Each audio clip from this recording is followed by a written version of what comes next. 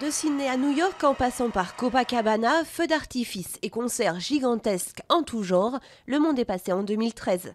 À Paris, ils étaient près de 350 000 fêtards rassemblés sur les Champs-Élysées, malgré le vent et la pluie. Nuit de la Saint-Sylvestre mortelle en Côte d'Ivoire. Une bousculade lors d'un feu d'artifice à Abidjan a fait au moins 61 morts et une cinquantaine de blessés. Des personnes ont été piétinées et étouffées après le spectacle près de l'entrée du grand stade de la ville. L'origine de la bousculade reste indéterminée. Un Apple Store braqué à Paris pendant la nuit du réveillon. 4 hommes armés ont maîtrisé un employé et embarqué le matériel volé. Ils avaient garé leur camion près du magasin du quartier de l'Opéra. Ils sont repartis sans encombre.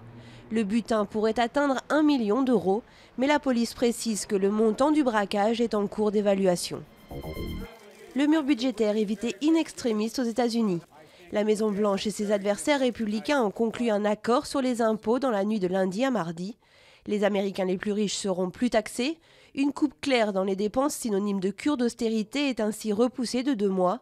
Mais l'accord voté par le Sénat doit encore passer devant la Chambre des représentants, dominée par les Républicains. Pour 40 000 Néerlandais, la fête continue. Criant, chantant, riant, ils se sont rués dans la mer du Nord. Une mer à 8 degrés pour ce traditionnel plongeon du Nouvel An. Selon eux, c'est une coutume un peu folle, mais il faut le faire au moins une fois dans sa vie.